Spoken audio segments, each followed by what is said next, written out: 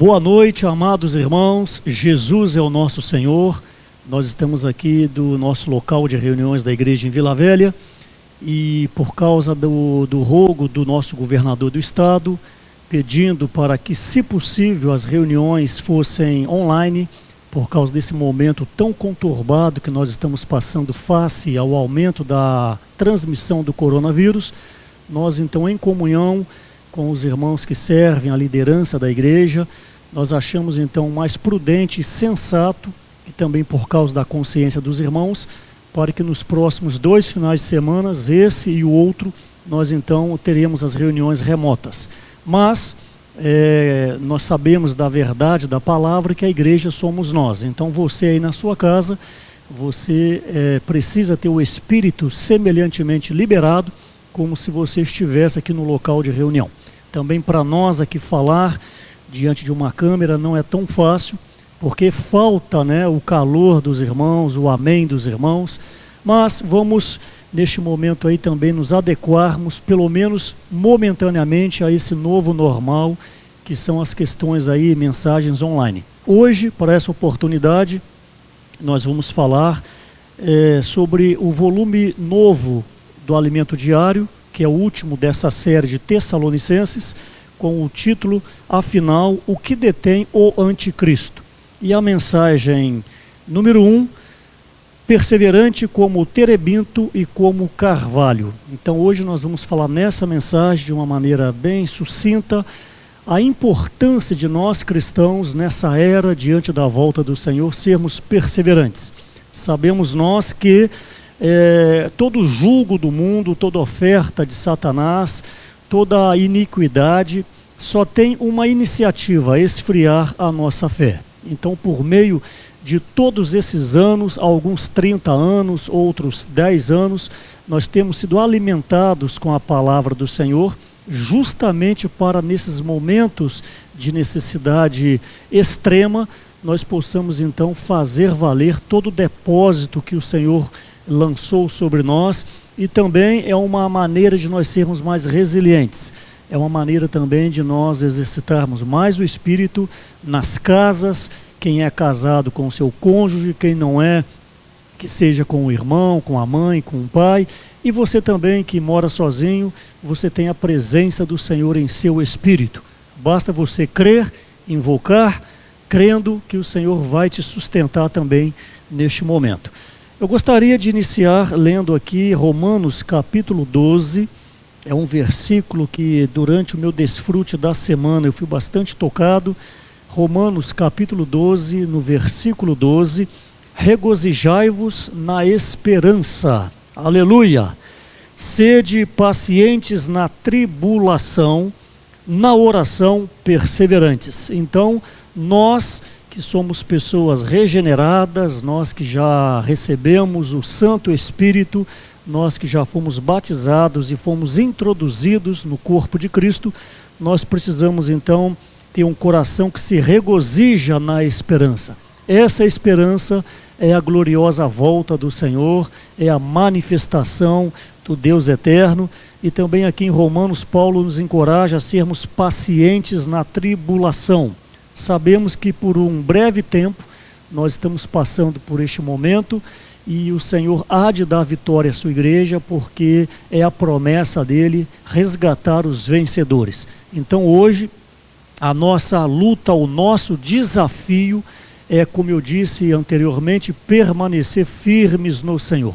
Não permita que as intempéries da vida, as ocorrências da direita e da esquerda, as coisas que sobrevêm sobre o seu trabalho secular, sobre a sua família, até mesmo sobre a sua saúde, não permita que isso venha a esfriar a sua fé.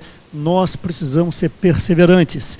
E também Paulo nos exorta aqui na oração perseverantes. O que mais agrada o coração de Deus é um servo que ora, porque quando nós oramos, nós damos total liberdade ao Senhor de falar conosco, de nos encorajar, assim como Moisés, que tinha uma prática de oração, ali no livro de Números, capítulo 7, no versículo 89, fica muito claro para nós que que a oportunidade quando Moisés entrou para estar com Deus, a palavra diz que ele escutou Deus. Então, oração, primeiramente, é ouvir Deus. Primeiramente, Deus quer transmitir para nós o que está no seu coração, para então que a nossa oração ela possa se encaixar com a necessidade de Deus. Orar não é simplesmente você se lamentar diante do Senhor, é claro que isso faz parte também, mas primeiramente, qual é a necessidade do Senhor? E o modelo de oração que o próprio Senhor Jesus nos ensinou em Mateus capítulo 6, primeiramente, santificar o nome do Senhor e também clamar para que o reino dele viesse sobre nós.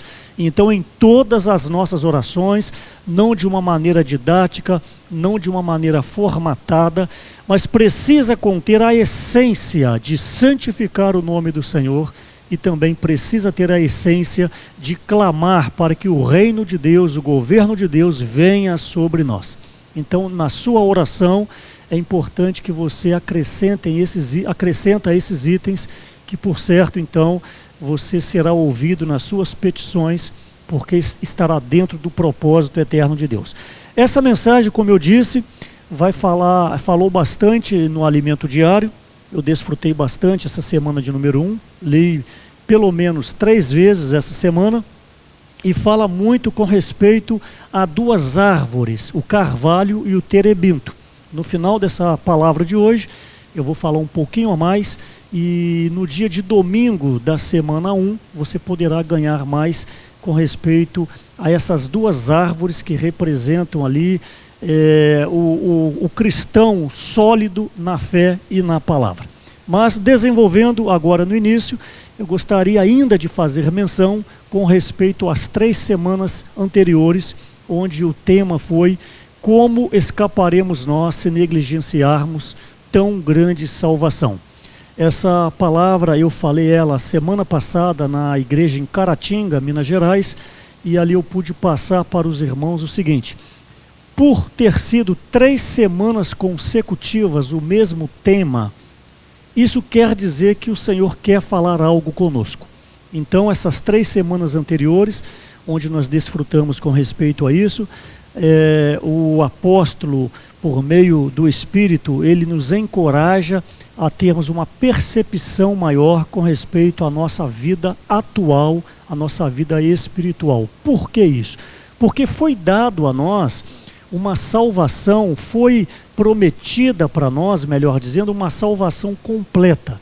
A salvação do corpo, da alma e do espírito, onde Paulo, ao livro de Romanos, ele fala dessa salvação completa no capítulo 5, no versículo 10. Essa salvação, primeiramente, quando você creu no Senhor Jesus, o seu espírito humano, ele é saturado com o Espírito Santo de Deus.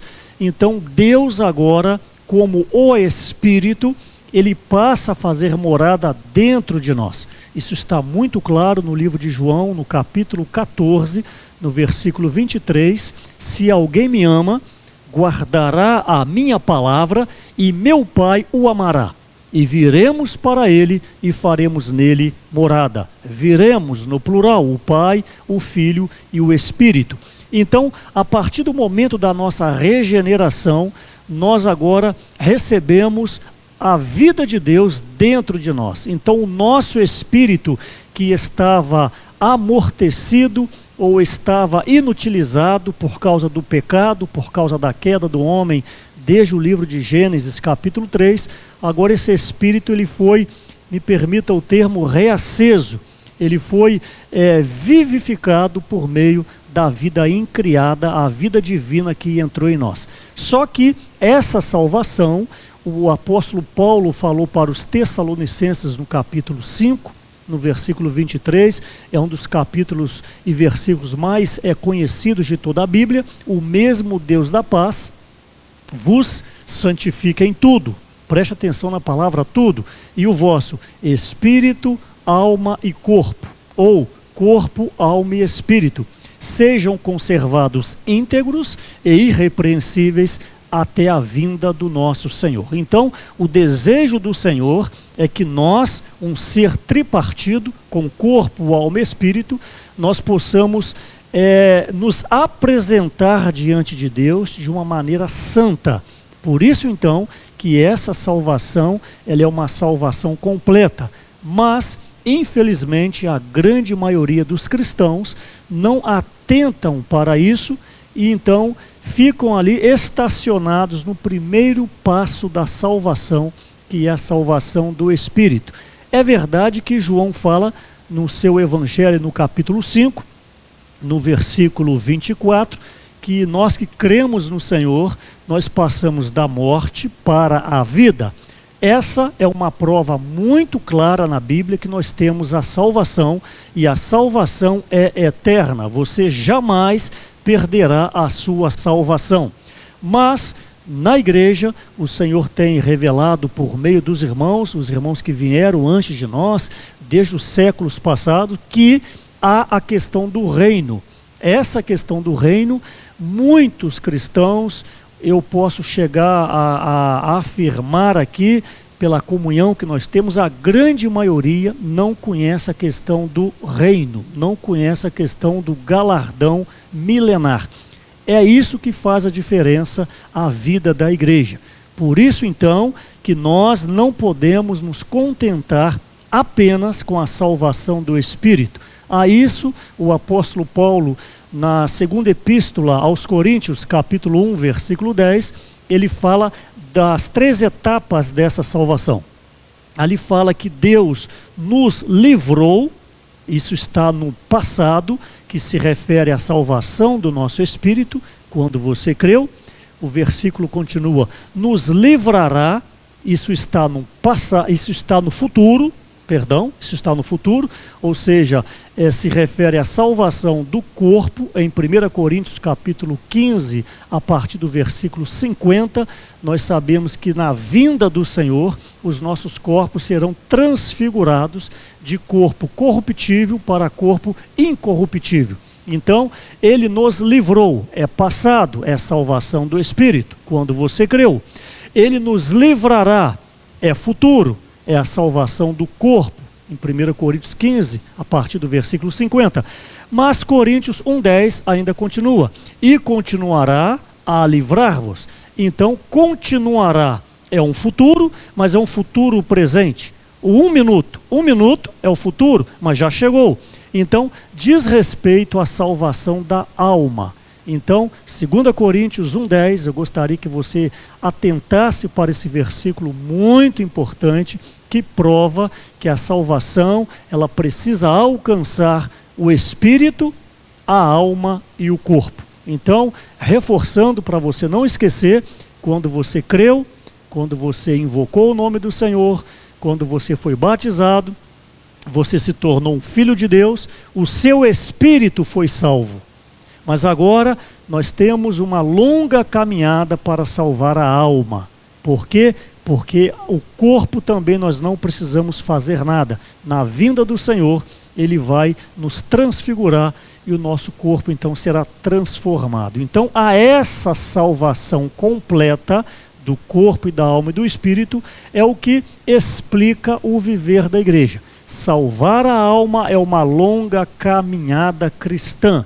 Ninguém se forma em salvar a alma. Se você viver 80 anos, 90 anos, se o Senhor lhe der a graça de você viver 100 anos, se ele tardar a sua vinda, é dia a dia, de acordo com Lucas capítulo 9, versículo 23, dia a dia tomo a cruz. Então a salvação da alma é algo diário. Por isso então que você e eu não podemos relaxar em viver uma vida estacionada, uma vida morna, uma vida, me permita o termo popular, viver a vida da igreja no feijão e no arroz. Você precisa avançar um pouco mais.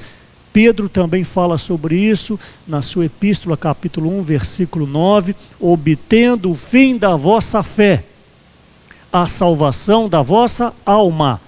Observe que não é a salvação do espírito. Por quê? Porque o espírito já foi salvo. Hoje a questão é salvar a nossa alma. E Lucas, no capítulo 21, no versículo 19, ele fala: é na vossa perseverança que salvareis ou ganhareis a vossa alma. Então o encargo de hoje é perseverança. Se você deseja salvar a sua alma, se você deseja apresentar-se irrepreensível diante de Deus, perseverança. Por isso que eu chamo a sua atenção nesta noite: tenha um coração perseverante. Se você se sente fraco, abatido, desanimado, volte-se agora mesmo e clame: Senhor, dê-me perseverança, Senhor. Senhor, aqueça o meu espírito, Senhor. Mas para isso também você precisa se dispor a ler a palavra, se dispor a orar, se dispor a chorar diante do Senhor. Tudo que o Senhor deseja é que o homem tenha comunhão com Ele. Esse é o segredo hoje, nesse século 21, onde tudo rouba o nosso tempo. Nada coopera para buscarmos a Deus. Por isso eu rogo a você, separe um tempo para você ler a palavra de Deus.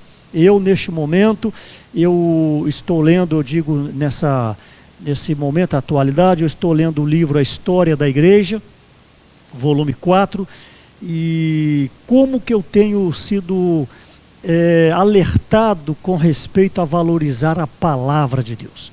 Por certo, você conhece um pouco da história. Milhares e milhares, por que não milhões de pessoas perderam as suas vidas por causa da palavra de Deus. Ali desde a época de Martinho Lutero, que no ano de 1517, quando ele teve ali a revelação que a justificação era pela fé, de acordo com o livro de Romanos. Agora no ano de 2017, completaram 500 anos da reforma. Foi um marco, os evangélicos no mundo inteiro celebraram essa data, porque foi a partir daí que a igreja ela começou a voltar o que era no passado, desde a época dos apóstolos. Mas, infelizmente, entre os próprios evangélicos, os luteranos, os calvinistas, infelizmente, entre eles também começou ali a disputa religiosa, e é uma lástima isso até os dias de hoje. Infelizmente, é uma guerra entre grupos cristãos, entre teologias diferentes. Isso só desagrada o nome do Senhor, só desagrada, aliás, o coração do Senhor e envergonha o nome do Senhor. Por isso que nós precisamos valorizar a pura palavra do Senhor. Rogo a vocês, em especial aqui a igreja em Vila Velha, não acostumem com as doutrinas antigas. Por outro lado, nós temos que perseverar nas tradições que foi ensinadas para nós, como invocar o nome do Senhor, orar e ler a palavra, falar e cantar os hinos, orar e também ter um coração de estar congregado. É por meio dessas reuniões que nós somos impulsionados a viver a vida cristã. Quando eu digo as tradições antigas, as doutrinas antigas, aquilo de cunho familiar, aquilo de cunho, o que você ouviu do seu avô, do seu bisavô. Por isso que eu conclamo a todos vocês, valorizem a leitura da Bíblia. Eu fico muito preocupado se talvez você só lê a Bíblia quando vem à reunião. Eu preciso estar alertando vocês, tenham o coração de leitura. Sei que muitos começam a ler a Bíblia e logo vem o sono, ou lê e não entende nada, mas o tema dessa palavra de hoje, perseverança. Você precisa ser perseverante. Você precisa achar uma maneira de ler a Bíblia e não ter sono, ou você logo pela manhã, quando você acorda, você não vai ter sono depois que você acordou, senão tem um negócio errado. Você acaba de acordar, está com sono. Então, acorda um pouco mais cedo, toma um banho, e ali você vai ficar bem despertado e você poderá ler a palavra de Deus. E você que tem a dificuldade de compreensão da Bíblia, é por isso que nós temos as reuniões. É por isso que temos as reuniões de terças-feiras, nós temos as reuniões de sábado como essa, Nós temos também a reunião de domingo e, em especial, o grupo familiar de cuidado mútuo, que no momento, de forma presencial, nós não estamos praticando. Mas eu encorajo vocês a buscarem o entendimento da palavra. Eu costumo falar que quem lê, vê. Quem não lê, não vê. Então, eu fui muito encorajado nesses dias com respeito a valorizar a palavra de Deus, valorizar a Bíblia. Hoje, cada momento que eu toco na Bíblia, eu falo: obrigado, Senhor, porque este livro está disponível para mim. Esse livro está disponível para você. Basta que você tenha esse coração e Deus vai confirmar a sua palavra em você. Eu falei há pouco com respeito a Romanos 5:10. Eu não vou ler por causa do tempo, mas eu quero citar sobre esse versículo, onde ainda está dentro do contexto da salvação completa. Ali fala que quando nós éramos inimigos de Deus, Romanos 5:10, quando nós éramos inimigos de Deus, Deus ainda por misericórdia nos salvou. Deus nos deu da sua vida. Aí no meio desse versículo vem a palavra, vem a expressão muito mais. Estando já salvos, seremos mais salvos ainda por meio da sua vida. Muito mais, sendo já reconciliados, seremos salvos pela sua vida. Então gostaria que você meditasse nesse versículo 10 de Romanos 5. Quando inimigos, o Senhor Jesus veio e foi à cruz por você. Aí a expressão muito mais. Agora que você já está justificado, Ele vai lhe dar mais ainda da sua vida. É esse muito mais que diz respeito à salvação completa. Só que, como eu disse também há pouco, muitos de nós estacionamos no primeiro passo da salvação, que foi a salvação do Espírito. Então, eu te encorajo a prosseguir. Quando você vem para uma reunião nos dias normais, quando vem para o local de reunião, você precisa vir com um sentimento: Senhor, eu não estou indo para mais uma reunião apenas. Senhor, eu estou indo porque essa reunião precisa ser a reunião. Essa reunião, eu preciso ser mais saturado com a tua vida. Eu não posso aceitar, Senhor, reunião após reunião e eu continuar sendo a mesma pessoa. Por isso, então, que precisa de um entendimento maior, um coração de busca, para nós não cairmos na religião, não cairmos na tradição, porque o tempo passa e a gente vai ficando para trás. O ideal é que você vá crescendo espiritualmente e se tornando um homem maduro. E estamos diante da volta do Senhor. O mundo todo, ele sinaliza para isso. Não quero desanimar ninguém, mas a própria palavra diz que as coisas serão ainda piores. Ali no livro de 2 Timóteo, capítulo 3, se você ler 2 Timóteo, capítulo 3, Paulo fala como que seriam os últimos dias. E, felizmente, eu digo porque está se cumprindo a palavra, mas infelizmente, por causa dos ocorridos, hoje o mundo ele está de mal a pior. Mas a palavra já nos adverte com respeito a isso. E você que é um servo de Deus fervoroso, uma serva de Deus, não precisa ficar preocupado, porque o Senhor Jesus, Ele prometeu que arrebataria a sua igreja. Por isso que essa palavra, perseverança, você não pode deixar essa palavra escoar por falta de fé. Você precisa crer que o Senhor vai tomar a sua igreja naquele momento mais trevoso dessa terra. Nós seremos arrebatados para juntos do Pai.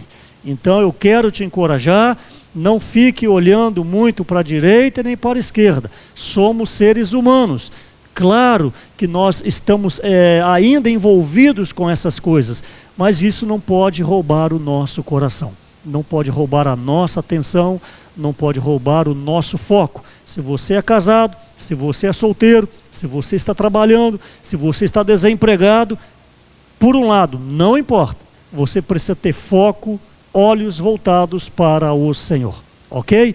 Então, nessa iminente volta do Senhor, aqui no livro de Hebreus, capítulo 2, versículo 1, ele nos encoraja: por esta razão, importa que nos apeguemos com mais firmezas às verdades ouvidas, para que delas jamais nos desviemos. Então isso resume tudo o que eu falei agora há pouco: pegar com mais firmeza as verdades ouvidas. Você não pode ser apenas um mero ouvinte da palavra. Você precisa se agarrar a essa palavra, crer nessa palavra, para então que você possa desenvolver-se num aspecto espiritual. E essa semana também falou novamente com respeito ao tripé da fé, amor e esperança. Não importa a ordem: fé, amor e esperança. Tripé, ele tem uma base, são 3 bases que se firma. Por exemplo, agora tem um tripé segurando a câmera onde está gravando essa mensagem. Então, um tripé, ele tem bastante sustentação. E a estrutura da igreja, o apóstolo Paulo fala isso em Tessalonicenses, em Coríntios capítulo 13, que um pé deste tripé é a fé, é o amor e é a esperança. Fé, amor e esperança. Paulo fala, repito, aos Tessalonicenses, e também fala aqui na epístola de Paulo aos Coríntios, no capítulo 13. Fé diz respeito a Deus, fé é para com Deus. A perseverança, ela diz respeito a aguardar a volta do Senhor. E o amor diz respeito ao próximo. Então, para a sua vida cristã estar bem fundamentada, solidificada, você tem que ter fé em Deus. A sua perseverança tem que ser, a sua esperança tem que ser a volta do Senhor.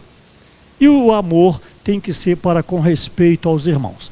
Então eu vou gastar um pouquinho da mensagem de hoje. Eu preciso ler 1 Coríntios capítulo 13.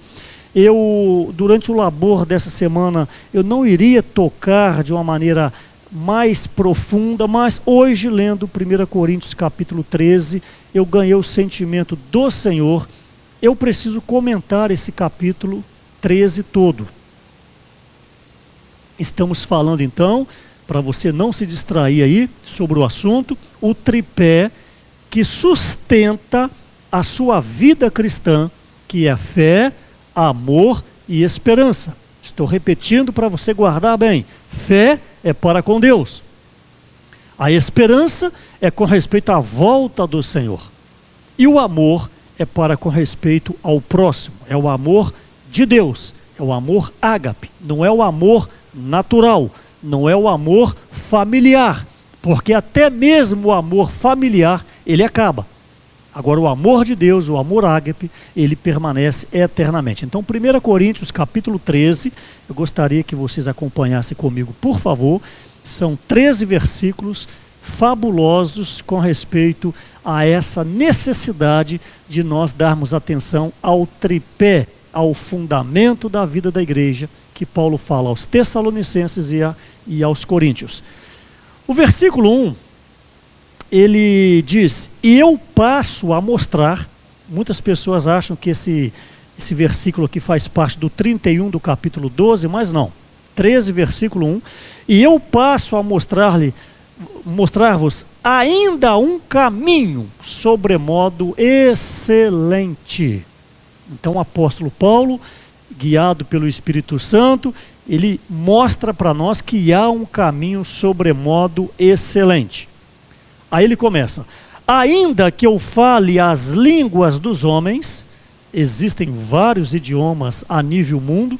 Essa semana mesmo eu estava pesquisando sobre isso. Há mais de 7.000 idiomas. O que é isso? Muita coisa. Juntando as línguas tribais, é claro. Ainda que eu fale as línguas dos homens e dos anjos, que são aquelas línguas onde ninguém entende nada. Isso são chamadas línguas dos anjos. Hoje é muito usado. Eu falo com respeito, por exemplo, eu não estou dizendo que não seja verdadeiro, mas eu digo que é muito usado de maneira muito, como que eu poderia falar? De uma maneira que não é verídica. Embola-se a língua ali, está falando que é a língua dos anjos, mas não tem base nenhuma, nem fundamento nas escrituras do Senhor. Mas existe sim as verdadeiras línguas dos anjos. Se não tiver amor, Serei como bronze que soa ou como símbolo que retine. Preste atenção à ênfase no amor. Ainda que eu tenha o dom de profetizar e conheça todos os mistérios e toda a ciência, que é o conhecimento, ainda que eu tenha tamanha fé, a ponto de transportar montes, se não tiver amor, nada serei. No final desse capítulo você vai entender. E ainda que eu distribua todos os meus bens entre os pobres, e ainda que eu entregue o meu próprio corpo para ser queimado, se não tiver amor, nada disso me aproveitará. Agora vem a definição desse amor. Está dizendo aqui que você pode ter conhecimento, que você pode ter as línguas, saber as línguas, que você pode ter, distribuir os bens. Se não tiver amor, nada disso vai resolver. Agora o apóstolo vai definir o amor. O amor é paciente. É claro, é o amor de Deus. Você não é paciente. Eu não sou paciente. Porque o amor natural, como eu disse, ele passa. O amor é paciente, o amor é benigno, o amor não arde em ciúmes, não se ufana, não se ensoberbece, não se conduz inconvenientemente, não procura os seus interesses, não se exaspera, não ira, não se ressente do mal, não se alegra com a injustiça, mas regozija-se com a verdade. Tudo sofre, tudo crê, tudo espera, tudo suporta. O amor jamais acaba, mas, havendo profecias, desaparecerão, havendo línguas, cessarão, havendo ciência, havendo conhecimento, passará. Preste atenção, porque em partes conhecemos e em parte profetizamos. Isso quer dizer que por mais que você conheça algo, por mais que a humanidade conheça, por mais que nós profetizamos, isso ainda é em partes, porque jamais nós vamos alcançar o que Deus é, que é a totalidade do amor. Porque em partes conhecemos e em parte profetizamos. Quando, porém, aleluia! Quando, porém, vier o que é perfeito. O que é perfeito, sabemos que é o Senhor. Quando o Senhor vier, então o que é em parte será aniquilado. É a mesma questão de uma fotografia.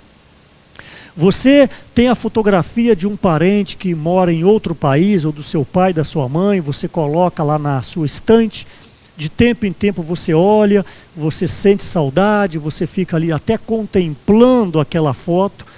Aí um dia, um belo dia, esse seu parente chega na sua casa. Me diga, qual o valor dessa foto? Nenhum. Por quê? Porque a realidade está na sua frente. Então, quando, porém, vier o perfeito, então, o que é em parte será aniquilado. Eu chego a falar, eu espero que vocês me entendam, quando o Senhor vier, para que vai resolver mais reunião de igreja? Não vai resolver. Por quê? A realidade da reunião é o Senhor. E Ele agora está presente. Quando eu era menino, falava como menino, sentia como menino, pensava como menino. Quando cheguei a ser homem, desisti das coisas próprias de menino. Porque agora, aí eu sublinhei, eu grifei esse agora. Porque agora, vemos como em espelho, obscuramente, então veremos face a face. Agora conheço em partes. É o que eu acabei de falar. Então, conhecerei como também sou conhecido. Isso diz, então conhecerei o Senhor, assim como Ele me conhece hoje. Então, esse contexto é importante você entender. Então, conhecerei como também sou conhecido. Presta atenção. Agora, pois, permanecem a fé, olha a estrutura, a esperança, e o amor. Esse agora é hoje, é a época de Paulo. A nossa época ainda existe a necessidade da fé, do amor, da esperança e do amor. Estes três. Porém, o maior destes é o amor. Então, é de suma importância que vocês entendam. Hoje é necessário esse tripé: a fé, o amor e a esperança, porque é isso que nos dá perseverança, que é o encargo da semana 1 do alimento diário. Mas você não pode perder a visão que o maior desses itens é o amor. Então, a sua vida da igreja, você precisa viver com o exercício do amor. Meu amado irmão, minha amada irmã, se nós exercitarmos o amor nos serviços da igreja, na comunhão entre os irmãos, na consideração entre a liderança da igreja, na consideração com os coordenadores de serviço, eu pergunto a você, qual será o ambiente da igreja? Um ambiente harmônico, onde estaremos então negando a vida da alma e a nossa alma estará sendo ganha, cumprindo assim o objetivo do viver da igreja hoje, que é salvar a alma dia a dia, como eu citei em Lucas capítulo 9, versículo 23. Portanto, então, considere como está o exercício do seu amor junto à igreja, junto aos irmãos. E tudo isso que foi falado, a nossa referência precisa ser a Bíblia. Também, nesse livro, A História da Igreja, quando Martinho Lutero, ele viu ali que a justificação era pela fé, então ele escreve uma carta para o arcebispo, ali na cidade de Wittenberg, na Alemanha, e depois é do conhecimento de vocês, ele cola na porta de uma catedral, de um templo, várias páginas com 95 teses, 95 pontos que divergia entre a leitura da Bíblia que ele teve, entre as Escrituras e os dogmas da Igreja Romana. Então, um dos itens que ele fez questão, em todas as reuniões que ele foi chamado para se explicar, o mais importante que ele mostrava era somente as Escrituras. Então, nós jamais podemos abrir mão da palavra de Deus. Você compreende o porquê do meu encorajamento para que você leia a palavra? Por isso que as reuniões da igreja, ou até mesmo estudo bíblico, qualquer reunião que nós fazemos, nós temos a palavra de Deus aberta. Nós só temos autorização para falar o que está escrito. Por isso, então, você tem observado durante todos esses anos que você congrega, em especial aqui na igreja em Vila Velha, que todos os profetas que falam a palavra, eles têm responsabilidade com a palavra do Senhor. Então, a Bíblia é a nossa referência. Se vocês, por exemplo, abrirem a Bíblia em Mateus capítulo 4, no versículo 4, um texto bastante conhecido, Mateus 4:4, ali na tentação de Satanás sobre o homem Jesus, Jesus, porém, no versículo 4, respondeu: está escrito. Chama atenção para essa frase, está escrito. Ele fala, mostra a mesma coisa, essa questão do está escrito em Mateus 19, versículo 4, também Mateus 22, versículo 31, e também no livro de Marcos, capítulo 12, versículo 26. Está escrito. Ou não tendes lido? Então nós precisamos atentar. Tudo está baseado na palavra de Deus. A palavra diz em Amós, capítulo, me fugiu agora, não sei se é o capítulo 3, ou capítulo, acho que é 3 mesmo, certamente, deixa eu olhar aqui, que eu quero ser bem fiel ao capítulo, onde fala: certamente o Senhor Deus não fará coisa alguma, sem antes revelar aos teus servos, os profetas. Deixa eu ver se é o 3:7, Isso mesmo, 3:7, Amós. Certamente o Senhor Deus não fará coisa alguma, sem antes revelar aos teus servos, os profetas. Então, tudo vai passar por meio dos profetas. E o que os profetas praticam é o que está escrito na palavra. Por isso, amado irmão, amada irmã, irmãos da igreja em Vila Velha, façam um voto a partir de hoje. Leiam a Bíblia. A verdade está na palavra de Deus. Então, a nossa referência é a palavra. E os Efésios, nesta questão, neste quesito, eles foram bem-aventurados. Em Efésios capítulo 1, no versículo 13, olha só o que diz. Efésios 1:13. Em quem também vós, depois que ouviste a palavra da verdade, o evangelho da vossa salvação, tendo nele também crido, fostes selados com o Santo Espírito da promessa. Então os efésios, nesta questão, eles foram bem-aventurados. Eles leram, eles ouviram, eles creram. Qual o resultado de quando você crê? Você é selado pelo Espírito Santo. Então, a leitura da palavra, ela é de suma importância. E o escritor de Hebreus, no capítulo 4, ele também adverte a questão de você não crer.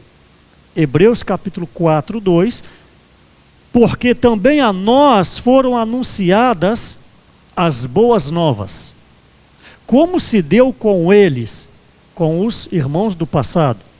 Mas a palavra que ouviram não lhes aproveitou, visto não ter sido acompanhada pela fé naqueles que a ouviram. Então, é a minha advertência para você ouvir uma palavra como essa agora, de uma maneira remota, de uma maneira online, estar presente em um local de reunião.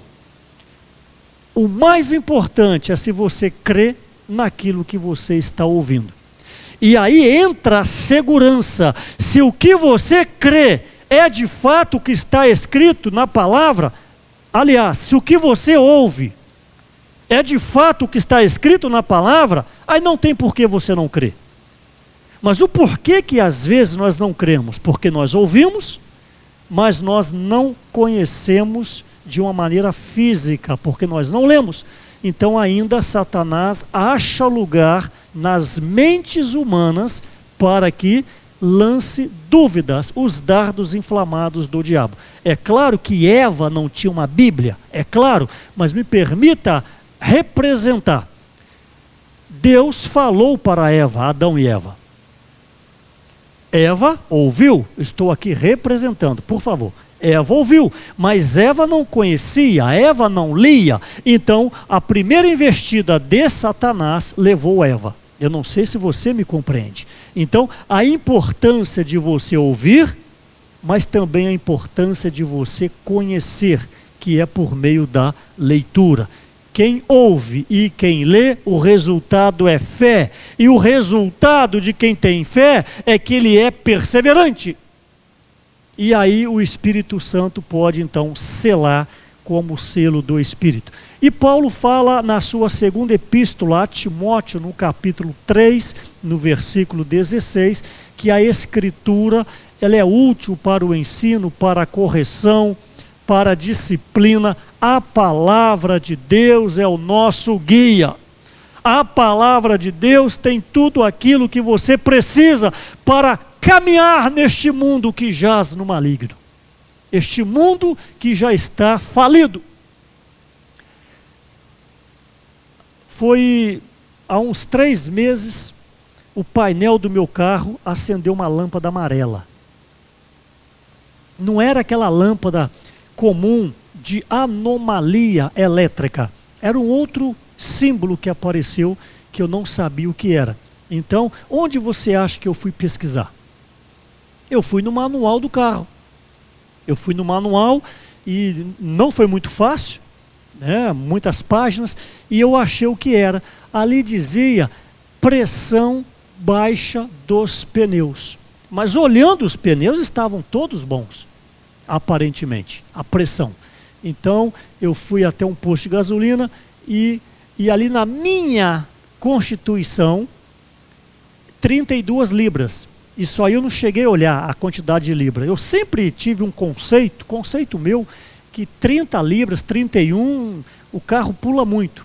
Então eu mantinha nesse carro 30, 31 libras.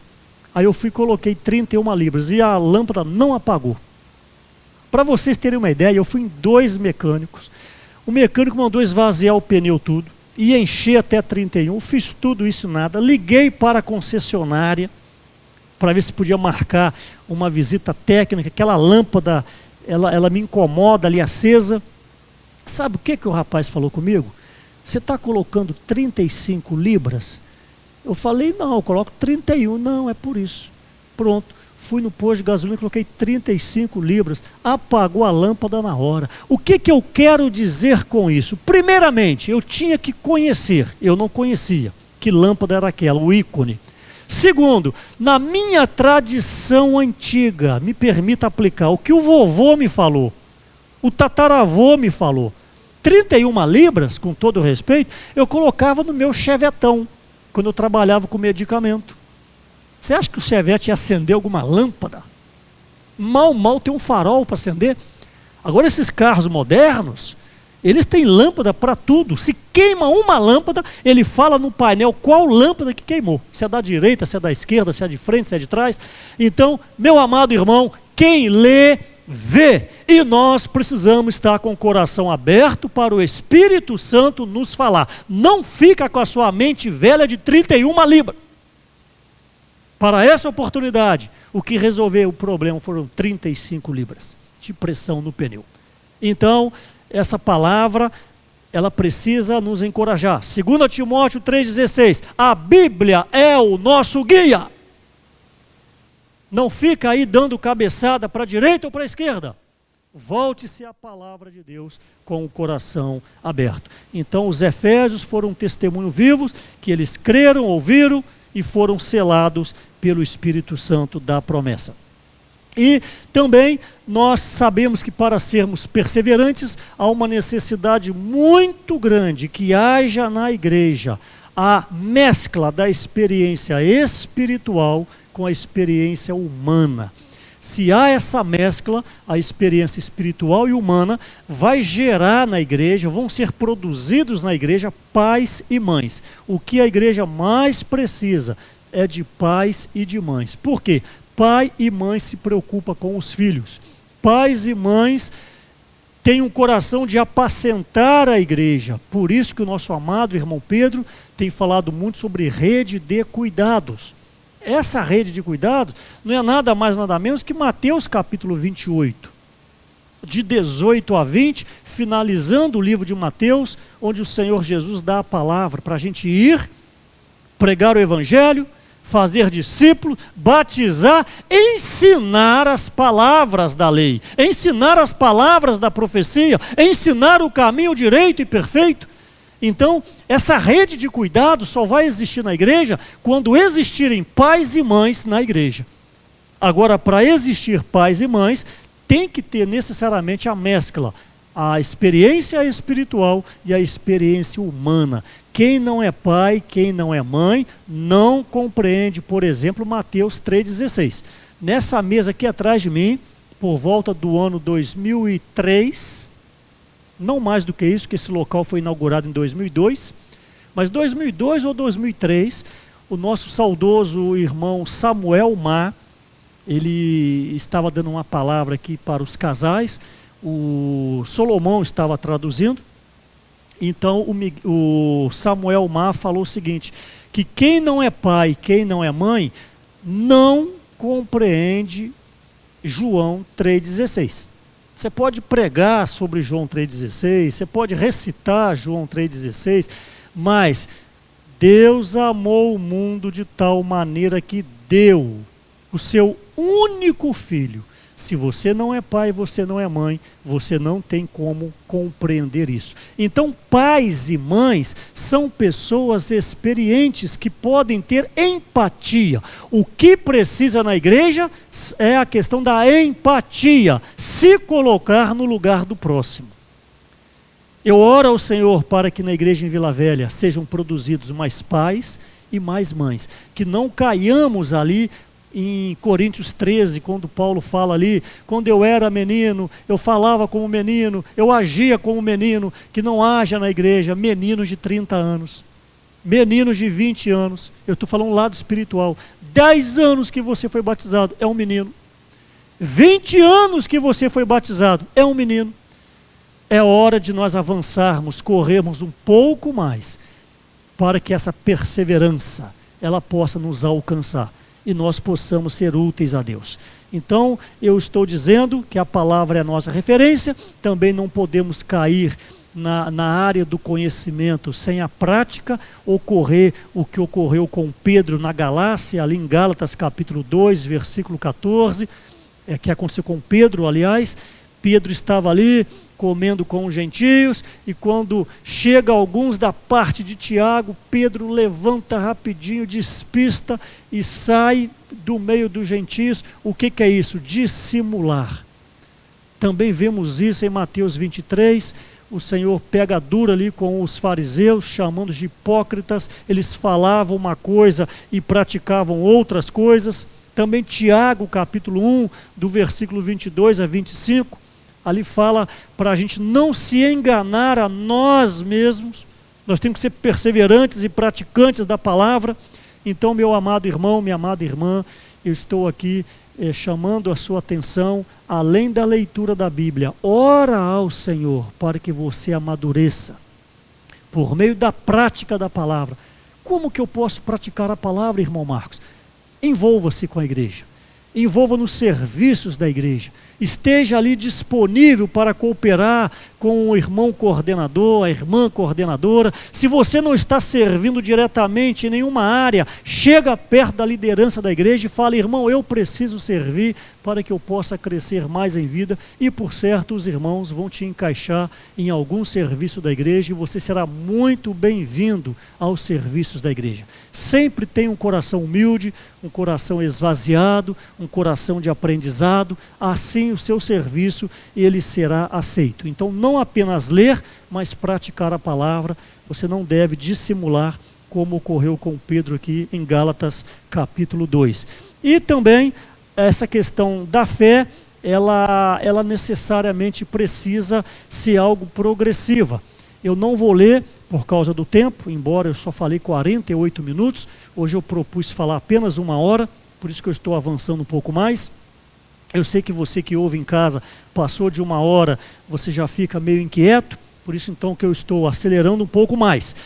A fé, ela precisa ser progressiva, como ali o exemplo de Hebreus capítulo 11. Hebreus capítulo 11 fala da fé, fala de Abraão, de Moisés, de Jefté, de Sara, mas em especial do versículo 8 ao versículo 20, nós vemos ali uma progressão, uma progressiva na fé de Abraão.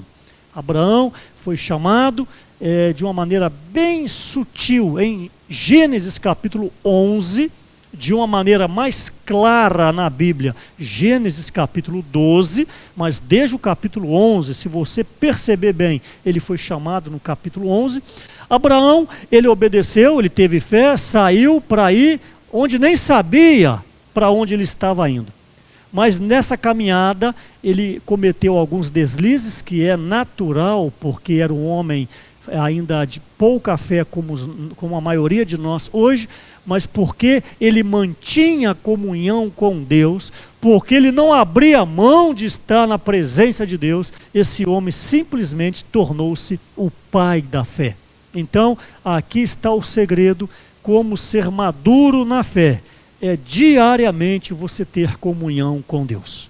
Por favor, não perca a comunhão com Deus. Isso é algo vital na sua vida espiritual.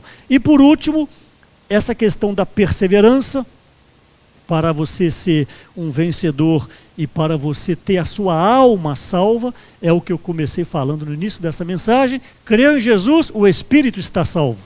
O corpo não se preocupa. Na vinda de Jesus será transfigurado, será transformado, será revestido de incorruptibilidade. Mas você deve se preocupar hoje com a sua alma.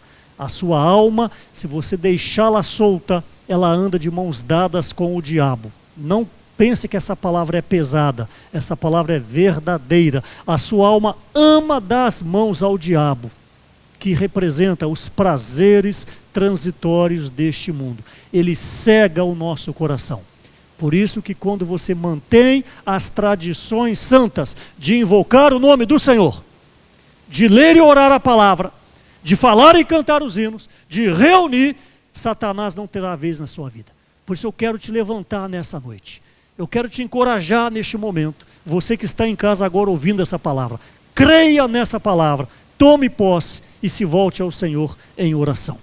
Então, durante essa semana, foi falado que o maior exemplo de perseverança, obviamente dando aqui a figura de duas árvores, que é até o tema da mensagem da semana 1, perseverante como o terebinto e como o carvalho. São duas árvores que eu vou ler só duas partes pequenas, na página 19 e também na página 20. Como eu disse, eu li o alimento diário pelo menos 3 vezes e eu encorajo você a desfrutar do alimento diário. No dia de domingo, as pessoas que convivem conosco precisam de referência.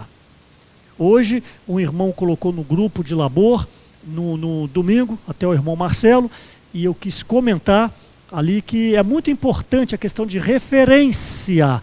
Hoje o mundo precisa de referência. O mundo hoje está sem referência. Nenhum político mais é referência. Ninguém na mídia é referência. Somente a palavra de Deus é referência, porque ela é a palavra de Deus. E obviamente aqueles que praticam a palavra de Deus, homens santos, esses homens são referências nessa terra.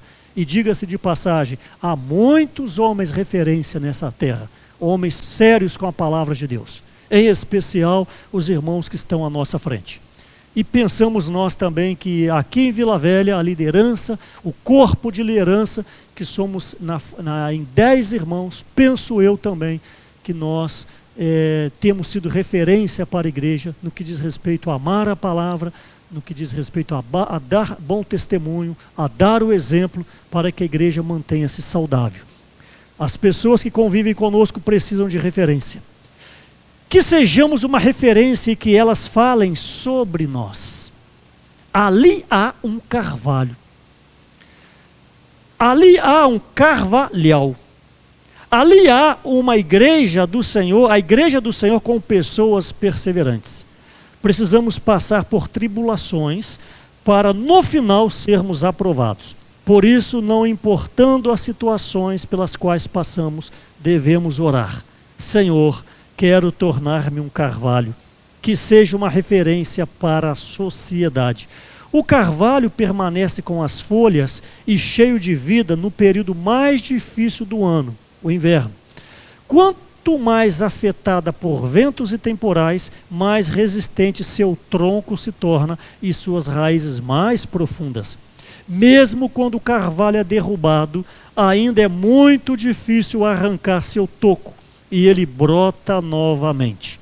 Outra árvore igualmente resistente é o terebinto, da família do carvalho. É uma das árvores mais fascinantes do mundo.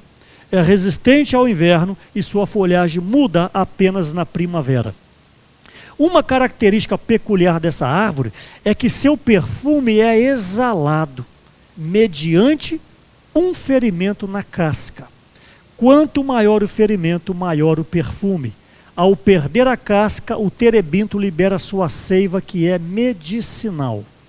Esperamos que os sofrimentos que nos afligem hoje possam gerar perfume, entre aspas, que uma vez exalado nos tornará uma referência como o terebinto.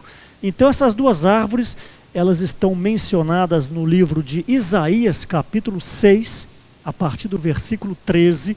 Ali fala dessas duas árvores como uma referência, porque como nós lemos, são árvores resilientes. O tempo médio de vida delas é de 500 anos, algumas chegando a 1000 anos. Como essas árvores, que nós sejamos resilientes. No inverno, hoje estamos passando por um grande inverno.